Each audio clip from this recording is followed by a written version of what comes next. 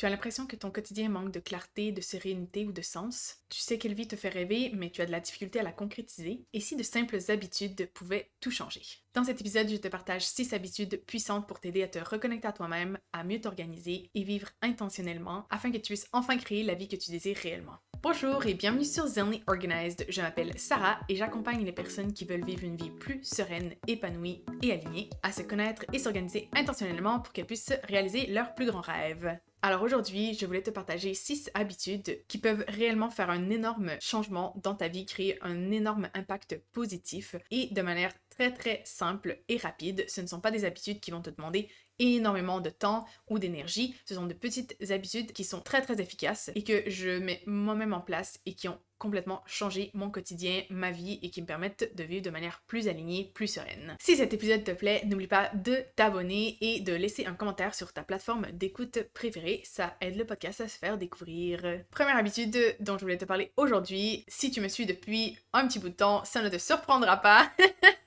Parce que je te parlerai évidemment d'objectifs. Alors au moment où j'enregistre cet épisode, on est à la toute fin de décembre et l'épisode sera publié au début du mois de janvier. Donc voilà, on est encore dans la période où tout le monde parle d'objectifs. Et bien sûr, ici, c'est une chaîne où je te parle entre autres d'organisation et donc pour moi, les objectifs sont une partie intégrante de cela.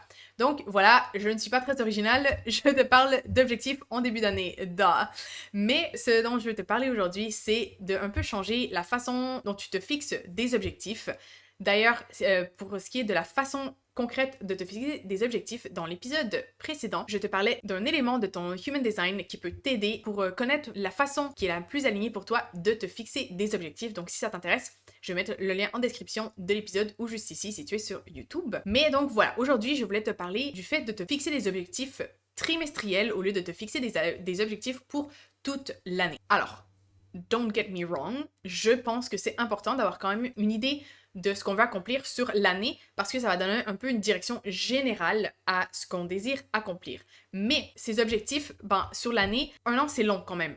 On peut changer, beaucoup de choses peuvent arriver. Donc moi j'aime bien me fixer des objectifs pour l'année comme ça, comme je disais, pour me donner une direction. Mais je priorise surtout les objectifs trimestriels. Donc qu'est-ce que ce sont des objectifs trimestriels? Ce sont des objectifs sur 3 mois. Donc, ce qu'on peut faire, c'est soit on se fixe que des objectifs pour les prochains 3 mois, soit moi, ce que j'aime bien faire, c'est me fixer des objectifs pour l'année, mais les découper en trimestres, donc 4 trimestres, pour savoir qu'est-ce que je vais accomplir à chaque trimestre pour atteindre cet objectif annuel.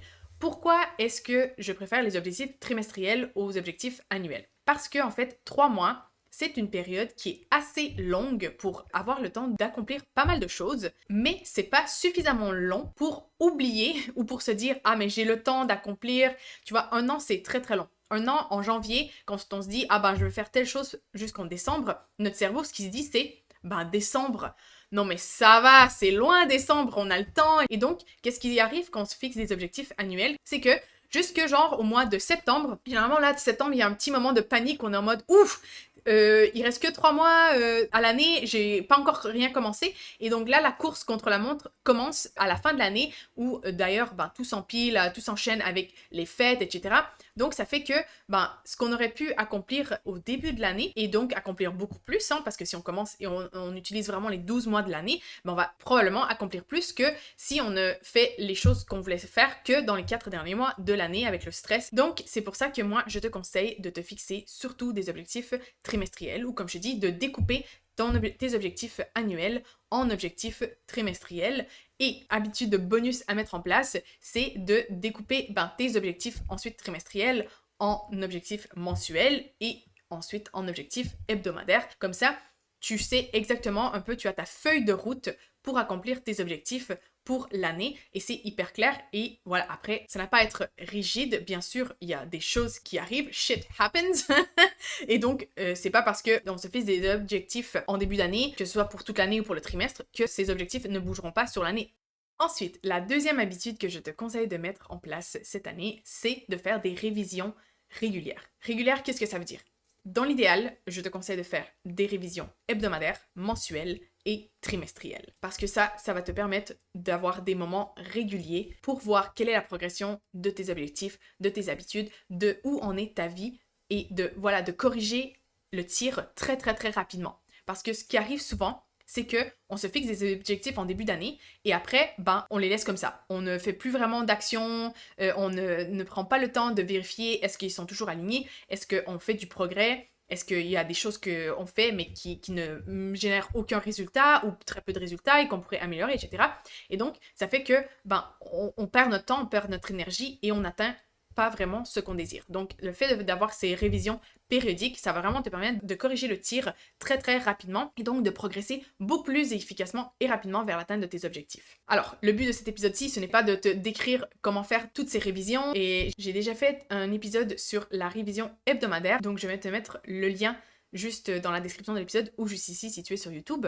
Et voilà, en fait, pour les révisions mensuelles et trimestrielles, c'est à peu près la même chose, sauf que sur une plus longue période de temps. Donc, l'épisode sur la révision hebdomadaire devrait déjà t'apporter beaucoup de pistes sur comment faire les deux autres types de révisions. Je t'ai aussi préparé un template pour t'aider à faire ces révisions, donc je vais te mettre là aussi le lien dans la description de l'épisode, parce que ce que je te conseille, c'est de faire vraiment un template, justement, que tu vas réutiliser à chaque fois, à chaque semaine, à chaque mois, à chaque trimestre pour ta révision. Comme ça, tu sais exactement quoi faire durant ta révision et tu ne passes pas genre 2 heures à te demander qu'est-ce que je révise et ensuite, là, t'as plus le temps pour réviser. Ensuite, pour tes révisions hebdomadaires, moi, ce que je te conseille, c'est de te bloquer 15-20 minutes toutes les semaines. Personnellement, j'aime bien le faire le dimanche soir. Si tu préfères le faire le lundi matin, voilà, c'est toi qui vois. Mais bloque-toi un moment dans ton agenda, 15-20 minutes, toutes les semaines. Un événement récurrent avec toi-même que tu te prends pour réviser ta progression, pour prendre ce temps de faire de l'introspection pour toi. Pour les révisions mensuelles et trimestrielles, qui sont un peu plus longues parce que tu dois réviser une plus longue période de temps, eh bien, je te conseille de te bloquer peut-être 30 minutes. Mais voilà, comme ça, tu as des moments périodiques pour t'asseoir avec toi-même et analyser ta progression et apporter les modifications qui doivent être apportées pour te permettre d'atteindre tes objectifs et ultimement vivre la vie de tes rêves, parce que c'est ça le but. La troisième habitude que je voulais te partager, c'est de te fixer des challenges de 30 jours, ou voilà, plus ou moins selon le nombre de jours que le mois a. Mais voilà, te fixer un challenge à tous les mois pour te permettre de progresser sur un objectif ou de mettre en place une habitude que tu aimerais mettre en place et que tu as de la difficulté à mettre en place. Donc pour ce challenge, moi ce que je te conseille de faire, c'est de choisir une activité ou une habitude que tu peux faire en moins de 15 minutes, maximum 30 minutes par jour, parce que 15-30 minutes, c'est un laps de temps qui est relativement facile de mettre dans ton horaire actuel sans devoir faire d'énormes changements. Le problème, c'est qu'on essaie souvent de se fixer des choses trop ambitieuses. Ah ouais, bon là, cette année, je vais aller au gym 3 fois par semaine, 2 heures à chaque fois. C'est sûr que là, si tu essaies de trouver un trou pour 6 heures dans ton horaire actuel qui est déjà, j'imagine, extra chargé, ça va être très compliqué et tu risques de ne pas réussir à le faire. Alors que plutôt que de te fixer d'aller 6 heures au gym comme ça, avec des gros blocs de 2 heures, eh bien, fais plutôt 30 minutes tous les jours. Tu risques de t'y tenir beaucoup plus facilement, de trouver beaucoup plus facilement 30 minutes pour faire de l'exercice tous les jours que de trouver 3 blocs de 2 heures pour aller au gym. Et une fois, tu verras que tu auras mis en place cette habitude au cours d'un mois, eh bien là, ça va t'encourager pour le mois suivant à voir, ok, j'ai vraiment aimé faire ça, est-ce que je peux trouver plus de temps, par exemple, pour aller au gym, pour faire plus de sport, etc. Ça va entraîner un effet boule de neige, mais en commençant petit. Donc, c'est ça l'idée de ce challenge de 30 jours, c'est de commencer petit, et tu vas voir que ça va être beaucoup plus facile de tenir dans la durée de cette façon et tu vas faire des progrès énormes. Moi, cette année, j'ai utilisé cette technique. J'avais une formation que je voulais terminer depuis des mois, mais je me fixais toujours, ok, un gros bloc de 2 heures par semaine et que, au final, je déplaçais toujours parce que, j'avais d'autres choses qui venaient se mettre, qui étaient plus urgentes, plus importantes. Et voilà, donc, j'arrivais pas à finir ma formation et je progressais en fait très, très, très lentement jusqu'au jour où je me suis dit, allez, je vais mettre en place un challenge. Ce mois-ci, je fais une demi-heure tous les jours, eh bien, alors que dans les mois précédents, j'arrivais difficilement à finir un module par mois, eh bien, les 2 ou 3 mois où j'ai fait ça de 30 minutes par jour, j'ai fini en moyenne 4 modules par mois. Donc, tu vois, j'ai quadruplé ce que j'ai réussi à accomplir en dédiant moins de temps, mais un petit peu tous les jours. Donc, tu peux faire ce genre de challenge-là avec n'importe quoi. Par exemple, comme je te dis, moi, je me suis mis 30 minutes pour faire la formation. Ça peut être 15 minutes de marche tous les jours. Ça peut être passer 30 minutes avec ses enfants tous les jours. Ça peut être lire 15 minutes, 30 minutes tous les jours. Les possibilités sont infinies. Donc, s'il y a quelque chose que tu aimerais mettre en place cette année, mais que tu as de la difficulté à trouver un trou dans ton horaire pour ça actuellement, essaie de trouver, voilà, 15 minutes, 30 minutes par jour et de le faire. Je suis convaincue que ça va être beaucoup plus facile de le faire et ça va te permettre de créer l'habitude parce que bon, tu le sais probablement, on dit que ça prend 21 jours pour créer une habitude, donc en le faisant sur un mois, ça devrait te permettre de consolider cette habitude et de la faire durer dans le temps. Donc voilà pour la troisième habitude que je te conseille de mettre en place pour changer ta vie en 2025. Maintenant, la quatrième, j'ai déjà fait un épisode à ce propos, donc là encore, je vais pas refaire tout l'épisode ici, mais je voulais la mettre parce que c'est pour moi une des habitudes les plus puissantes que tu puisses mettre en place et qui est gratuite, c'est la méditation. Donc, si tu veux découvrir plus sur la méditation, les différents bienfaits, comment mettre en place une pratique de méditation vraiment facilement. Je te donne plein d'astuces dans l'épisode, donc je te conseille d'aller écouter ça. Je vais aussi mettre le lien dans la description et juste ici. Mais en gros, voilà, la méditation, ça a énormément de bénéfices sur ton bien-être général, sur ta santé. Ça peut même modifier ton ADN, c'est hyper puissant comme ça. Et ça a aussi énormément d'impact positif sur ta productivité et ta capacité à te reconnecter à toi-même et à ton intuition. Donc, je ne peux que t'encourager à te mettre à la méditation. Et surtout, ce qui est très important, c'est un peu comme le challenge de 30 jours que je viens de te dire, on commence petit. 5 minutes par jour de méditation, c'est déjà excellent. Ça donne d'incroyables résultats. 5 minutes par jour, ce n'est absolument rien. Genre, au lieu de scroller sur Insta, médite. Genre, en te levant le matin, au lieu de prendre ton téléphone, prends 5 minutes pour méditer. Avant d'aller te coucher, au lieu même chose de regarder un film ou de scroller ou n'importe quoi d'autre, 5 minutes pour méditer, tu vas voir, les effets sont fantastiques et ça va changer ta vie. Donc voilà, médite, je t'encourage fortement à le faire. Cinquième habitude que je te conseille de mettre en place, c'est de déterminer une intention quotidienne.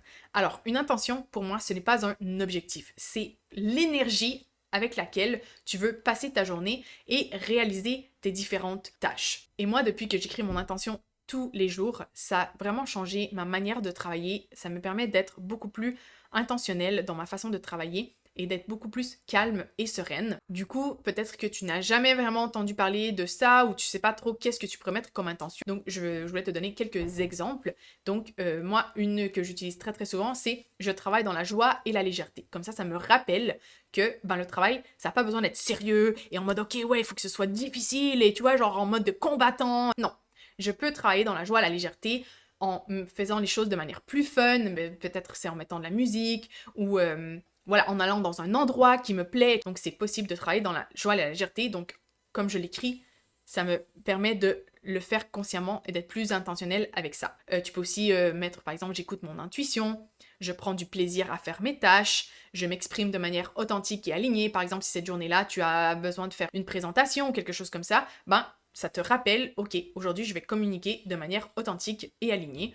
Donc c'est juste un petit rappel comme ça et c'est pour ça que je te conseille de l'écrire, ton intention, tous les matins dans ton agenda ou voilà, où est-ce que tu planifies tes tâches. Comme ça, tu peux la revoir tout au long de la journée et te rappeler de cette intention et du coup être plus intentionnel dans la façon de passer ta journée. Et la dernière habitude que je te conseille de mettre en place cette année, c'est de noter 3 gratitudes et 3 succès à tous les jours. Pourquoi ? Parce que ça permet de se concentrer sur ce qu'on a déjà et non sur ce qu'on n'a pas. Donc, ça permet d'être dans cette énergie d'abondance. Et l'énergie d'abondance, ça attire plus d'abondance. Alors que quand on se concentre sur ce qu'on n'a pas, sur ce qu'on n'a pas encore atteint, ce qu'on n'a pas encore fait, ce qu'on ne possède pas encore, on est dans une énergie de manque. Et le manque, ça attire le manque. Donc, en étant dans cette gratitude, dans la reconnaissance de tous les efforts qu'on fait, des succès qu'on a, eh bien, on est dans une énergie positive et ça attire plus de positif à soi, plus de choses pour lesquelles ressentir de la gratitude, plus de succès. Ça permet aussi de réaliser le chemin qu'on a parcouru parce que souvent, on se concentre encore une fois sur ce qu'on n'a pas encore parcouru, ce qu'on n'a pas encore atteint, alors que quand on se concentre sur nos gratitudes, ce qu'on a déjà, sur les différents succès qu'on obtient, ça permet de voir tous les petits pas qui nous mène petit à petit vers la réalisation de nos objectifs, tout le progrès qu'on fait, tous les efforts qu'on fait. Et ça donne un coup de boost et un coup de motivation qui sont géniaux. Donc voilà, c'est tout pour moi aujourd'hui. J'espère que cet épisode t'a plu. Je veux bien savoir laquelle de ces habitudes tu aimerais mettre en place. Donc n'hésite pas à me laisser un commentaire pour me le dire. Si tu as aimé cet épisode, n'oublie pas de t'abonner au podcast pour savoir quand le prochain épisode sort et aussi de laisser un avis sur ta plateforme d'écoute préférée. Ça aide énormément le podcast à se faire connaître, donc je t'en suis très reconnaissante. Parlant de gratitude, d'ailleurs, souvent, ça fait partie de mes gratitudes quand j'ai des commentaires positifs, des notes positives pour le podcast. Ça fait toujours partie de mes gratitudes de la journée, donc si tu en laisseras une, tu feras partie de mes gratitudes. Merci beaucoup. Et voilà, donc c'est tout. Je te laisse. On se retrouve dans un prochain épisode. Ciao!